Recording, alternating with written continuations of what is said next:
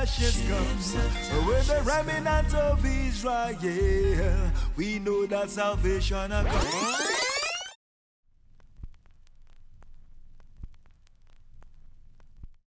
Isaiah 60:8-9. Who are these who fly like a cloud, and like doves to their roosts?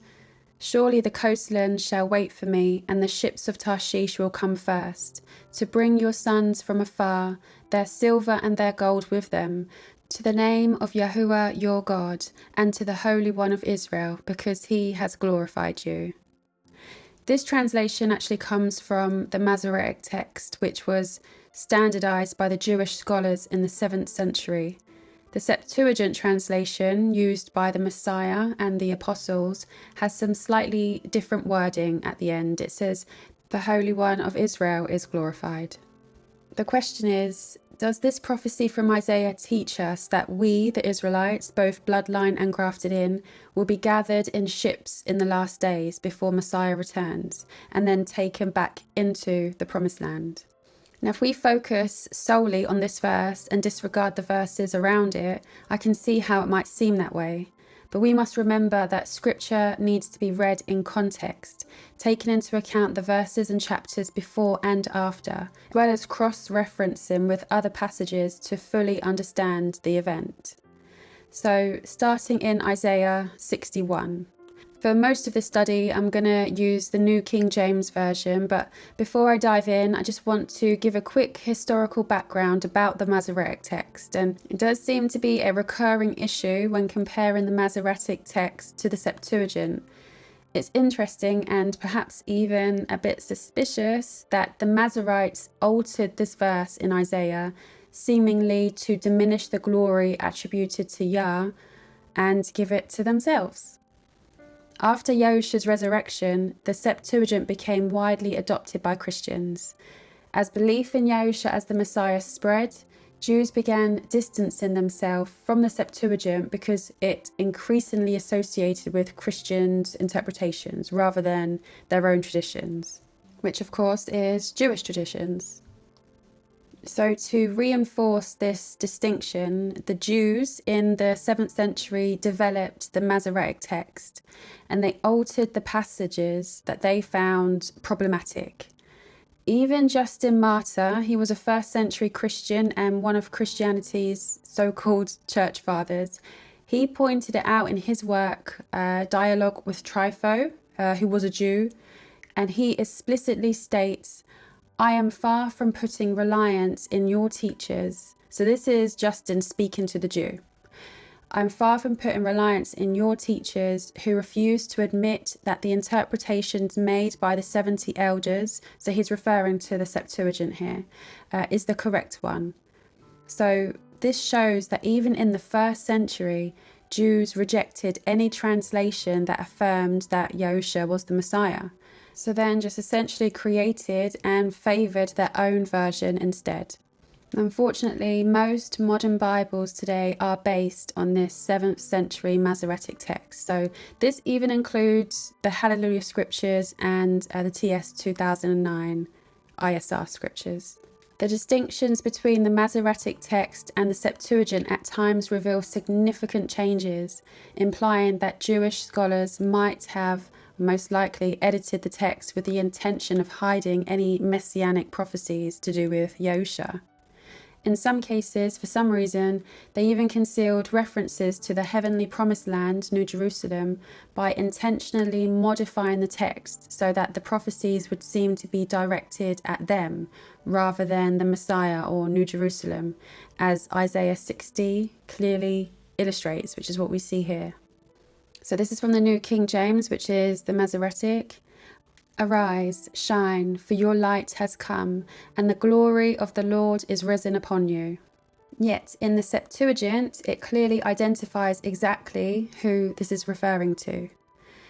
Be enlightened, O Jerusalem, for thy light has come, and the glory of the Lord is risen upon thee."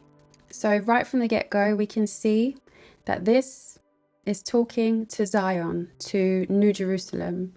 And in this video, I'm going to walk through the entirety of Isaiah 60 to provide the full context, and I'll match each qualifier to identify who Isaiah is prophesying to, who will be traveling in those ships, and also the timing of this event. And by the end of the video, I aim to demonstrate that Isaiah 60, 8-9 does not refer to a second Exodus gathering of the Israelites by ships.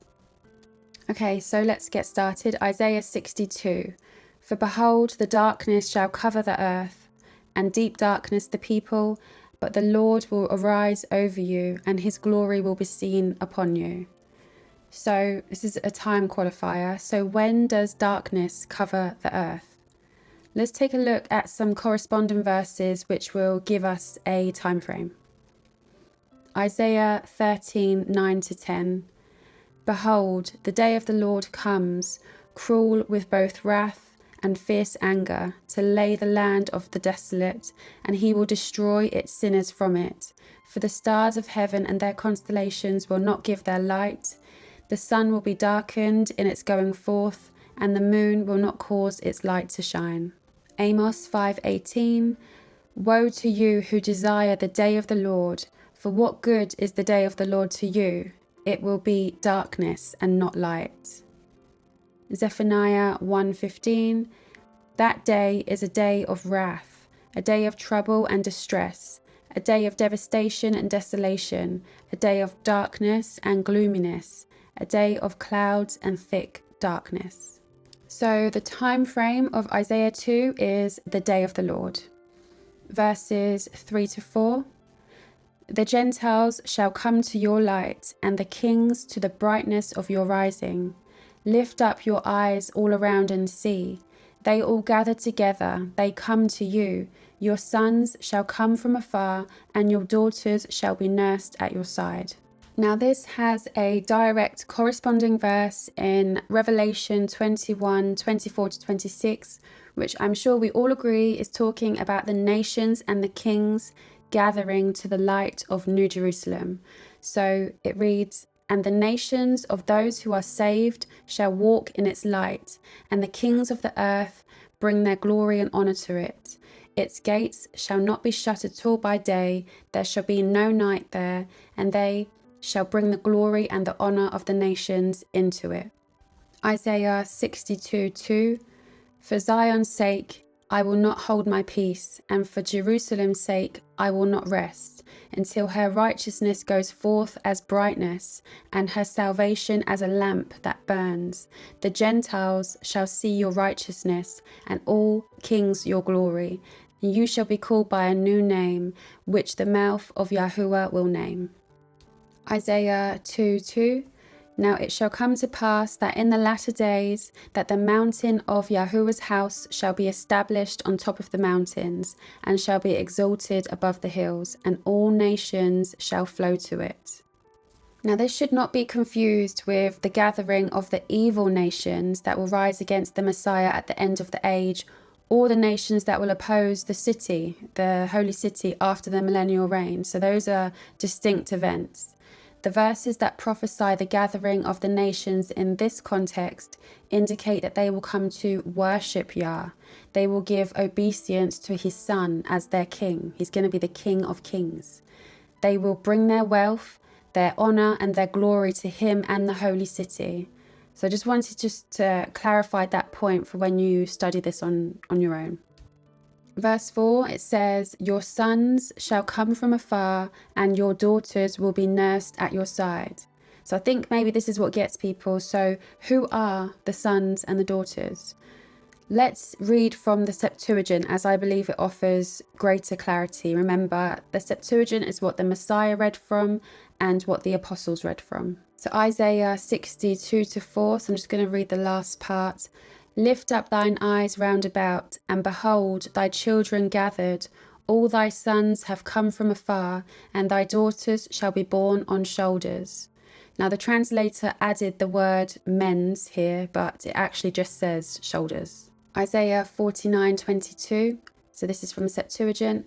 Thus says Yahuwah, even the Lord, Behold, I lift up my hand to the nations, and I will lift up my signal to the islands, and they shall bring thy sons in bosom, and shall bear thy daughters on shoulders. So again, the translated added there. That's why I've just crossed that out, because it doesn't really say that in the original manuscript.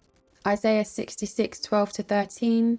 For thus says Yahuwah, behold, I turn toward them as a river of peace, and as a torrent bringing upon them in a flood the glory of the Gentiles. Their children shall be borne on the shoulders and comforted on the knees, as if his mother should comfort one. So will I comfort you, and ye shall be comforted in Jerusalem. So we can see here it's the Gentiles who are called the sons and daughters just in this context. They are the ones who will be traveling from afar, and as Isaiah 66 says, their children are the ones who will be upon shoulders. Isaiah 49:23 is more confirmation that these are parallel passages. And kings shall be thy nursing fathers, and their princesses thy nurses, and they shall bow down to thee on the face of the earth, and shall lick the dust of thy feet, and thou shalt know that I am Yahuwah, and they that wait on me shall not be ashamed. So that aligns with Isaiah 60:14-16, which describes the nations bowing down, and the nursing fathers mentioned in Isaiah 49:23 parallel Isaiah 60:16, where Zion metaphorically drinks the milk of the Gentiles and nurses or sucks the milk of the breast of the kings. Isaiah 49:23 concludes with, they that wait on me, which mirrors Isaiah 69, the isles have waited for me. So in the same verse, Isaiah 69 mentions the ships of Tarshish, a theme that is also echoed in Isaiah 66:19, which we'll explore further in the video. Now I know that's a lot of cross-referencing, but the key point is that Isaiah 60, Isaiah 49, and Isaiah 66 are addressing the same subject. They describe the sons in this context being the nations. So I encourage you to read all of these verses for yourselves, including in the Septuagint translation. Continuing on in Isaiah 60, so verse 5-6.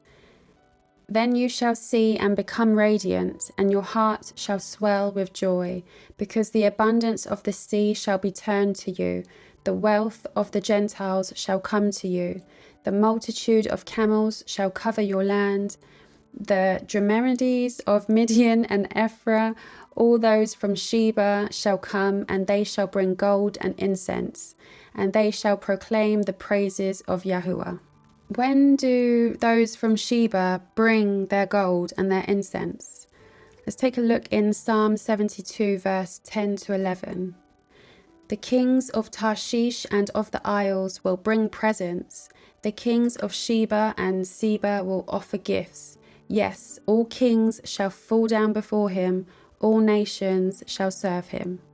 Now the context of Psalm 72 is the millennial reign of the Messiah, so this again confirms the time qualifier for the Isaiah passage.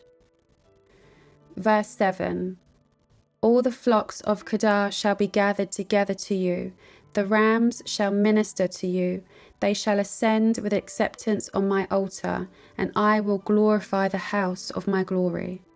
So animals will be gathered and will be accepted on Yah's altar. Again, when does this happen? Isaiah 56:6-8.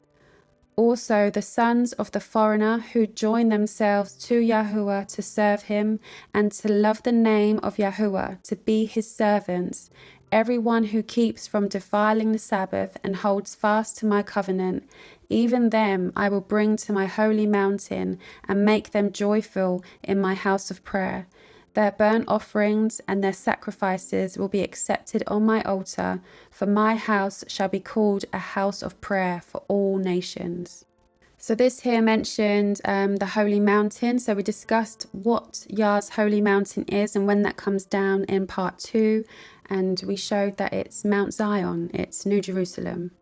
Now, I understand this is all a lot to take in, so let's just quickly recap verses 1 to 7, because these are the verses that are often overlooked when teaching the Second Exodus.